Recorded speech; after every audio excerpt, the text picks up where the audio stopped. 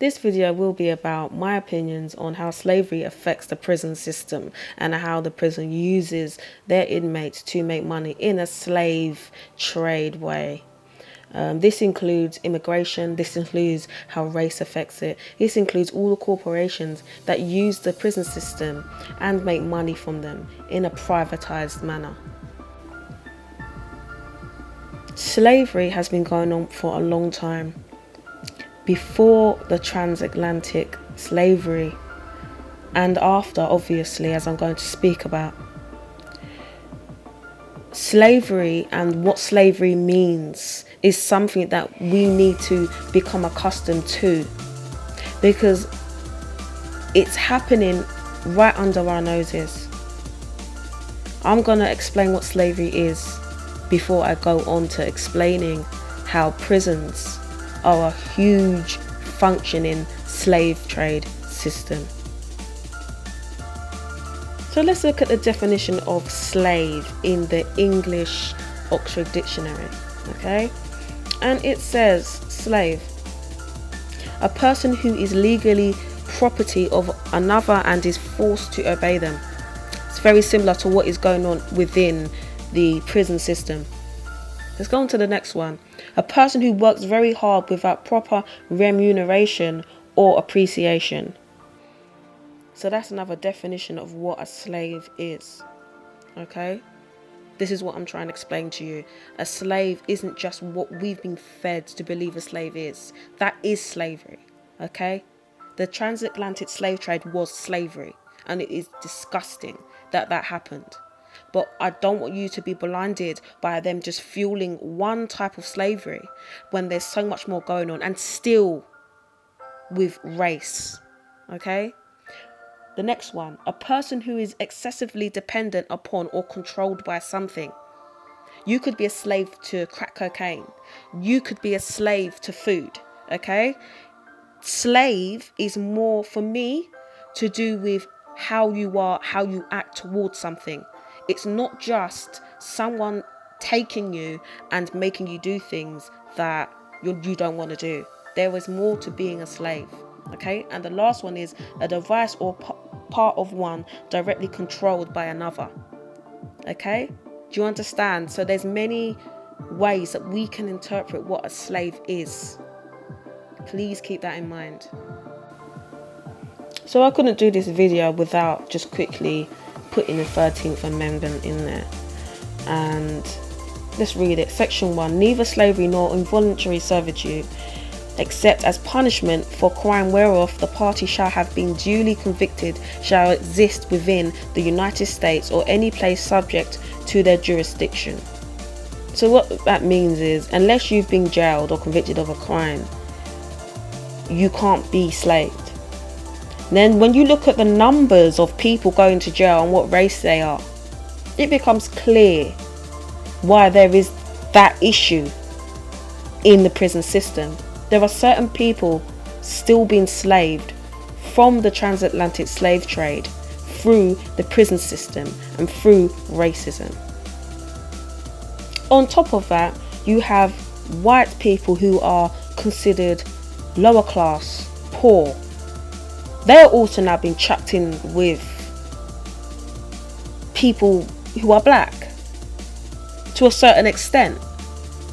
It's slowly shifting. It's race, of course, but there is also this ranking of how much money you have and how much they value you as a person in society. And if you don't have money, you're not valued regardless of race. Okay? There are white people, black people, Hispanic people, Asian people, everybody in the prison system being enslaved. They basically chose to expand on their slavery.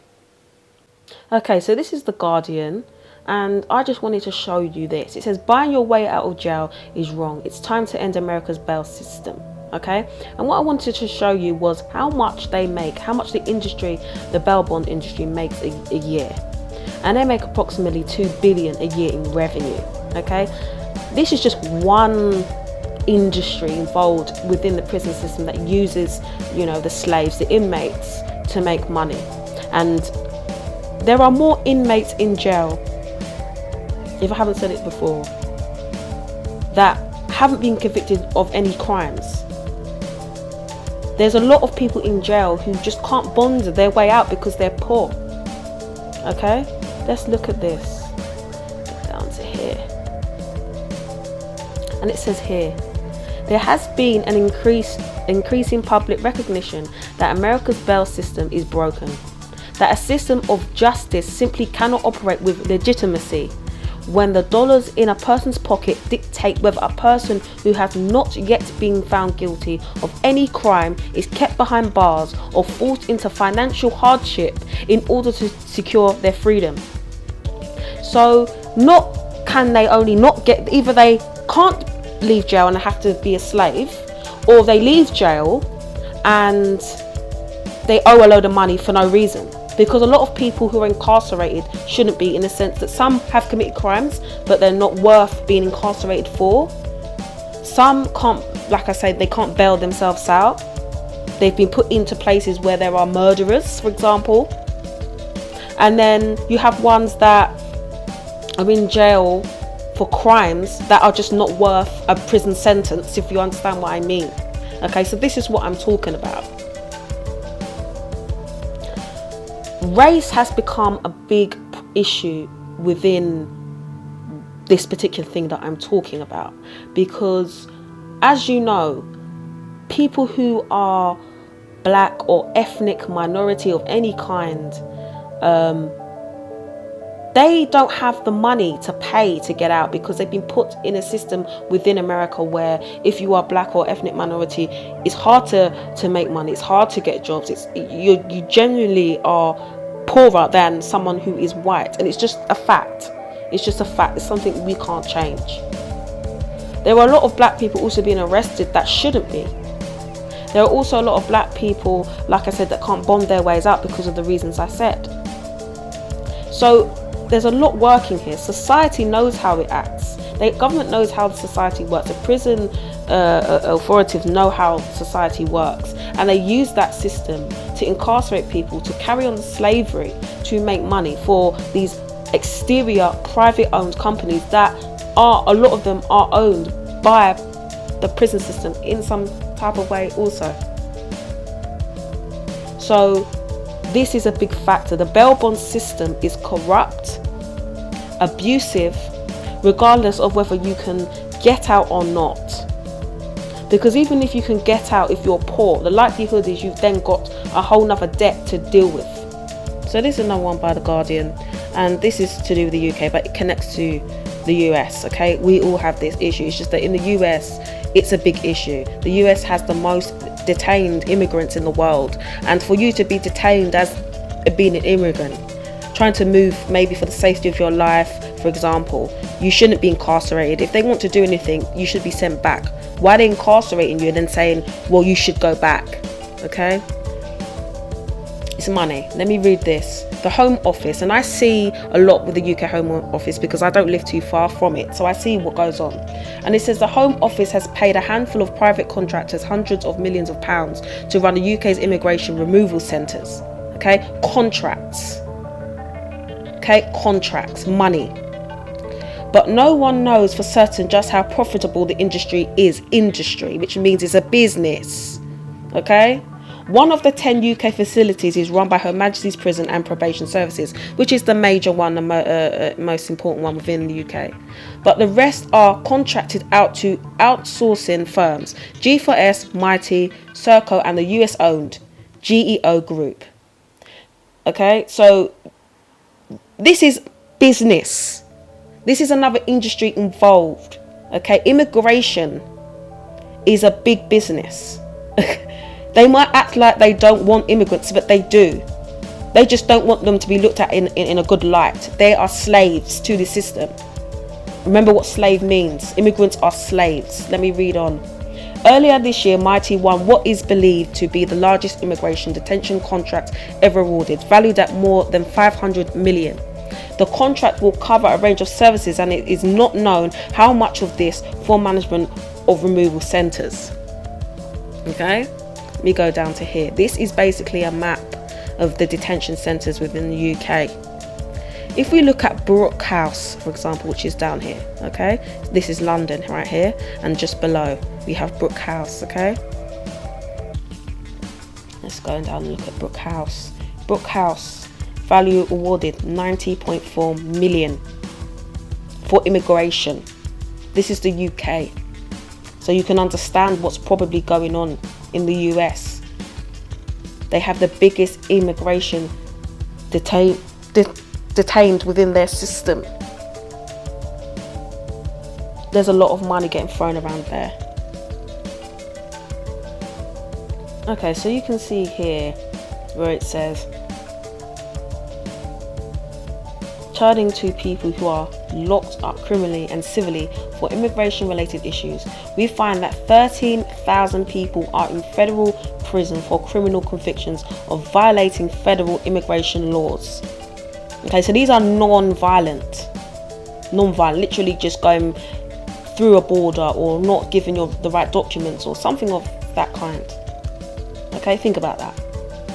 And 13,000 more are held pre-trial by US Marshals. Pre-trial, okay, pre-trial. Another 34,000 are civilly detained by US Immigration and Customs Enforcement, ICE, separate from any criminal proceedings, and are physically confined in federally run or private run immigration detention facilities or in local jails under contract with ICE. ICE is big business at making money. Look how many. 13,000. Then another 13,000. That's 26,000. Then add the 34. Okay? That's 60,000. Just from this document, what I'm reading now. No violence. The immigration system is a slave trade. The same idea is similar to the transatlantic slave trade, where they were immigrants and they were being used because they were weak and vulnerable and had no money and were going into a society where they were looked at as alien. Then you connect the idea of the bond where they can't pay it. On top of that, if they commit a different crime, if they are legal in the country or end up being legal, they then have that issue. Okay, look at these numbers. Then think about how much money they make per person in the jail system off of these poor immigrants. The prison system is a slave trade. So here we have CNBC, and you can see it says here's who's making money from immigration enforcement. So this basically backs up what I just said, okay? And it says here, let me go down to here, tech. Running a massive nationwide government operation requires an organization and technology. And a number of industries' biggest players are offering up their services to make money off the slaves. Okay? Just take media giant Thomson Reuters. 6.8 million contract with US Immigration and Customs Enforcement in March. Okay? Here, Microsoft. They even had a little bit of a backlash with what they was doing in connection to providing ICE, which, if you don't know, is basically an immigration contractor with services. Okay? There's a lot of companies I could go down. ICE Air Operations, they've got their own basically name and company name. They have their own Air Force service where they deliver immigrants to different places. They make money from that. As you can see here, transportation and removal program budget. For profit prisons. Okay, so prisons are for profit. This is just backing up everything I said. Okay, so you can see here in April 2017, it won the first ICE contract under the Trump administration. Trump is a businessman. It's something else. Trump is a businessman. Trump was put there for a reason. He knows that there is business within the prison system. He knows that there is business within immigration. This is a businessman. He doesn't care about anything else other than business. which is why he says some of the crazy stuff he says, because it goes against his business plan, if that makes sense. Okay. Now that the contract is approved, the company expects it to generate $44 million in annualized revenues. It's all business, okay? It's all business. Okay, so this is the Verge.com, and it says a new bill could finally ban predatory inmate phone costs. And this is basically the company that provides the jails with their calls to their family. And it says here, you can see here, it says a 50-minute phone call can ring up to about $17. Okay, so this company is making money off of these inmates, or if you want to call them slaves, to make money for themselves. It's another private owned business. Here it says business practices of a small handful of companies that dominate. Okay, so it's always how it is. There's a few people, a few companies that dominate the industries, and they make the most money. And it says the 1.2 billion US prison phone industry. 1.2 billion prison.